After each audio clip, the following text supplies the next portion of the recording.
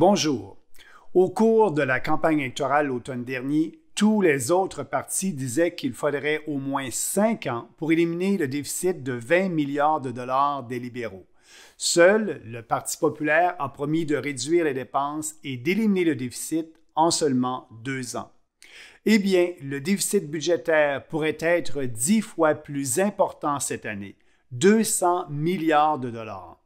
Faudra-t-il 50 ans pour revenir à un budget équilibré?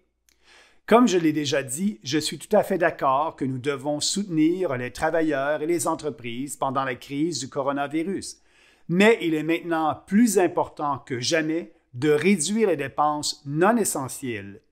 Les politiciens décident que l'entreprise privée n'est pas essentielle et doit être fermée pendant la crise, mais ils ne veulent jamais éliminer les programmes gouvernementaux non essentiels. Ils préfèrent simplement dépenser, dépenser et dépenser. Nous ne pouvons plus nous le permettre. Nous sommes dans une crise budgétaire et Ottawa aussi doit décider ce qui est essentiel et ce qui ne l'est pas.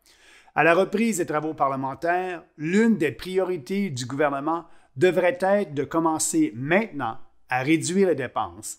On devrait abolir toute l'aide étrangère au développement, les subventions aux entreprises et au changement climatique, éliminer le financement de Radio-Canada, réformer et réduire les paiements de péréquation aux provinces, cesser d'utiliser son pouvoir de dépenser pour empiéter sur les compétences provinciales et se concentrer sur les services essentiels qu'Ottawa devrait fournir.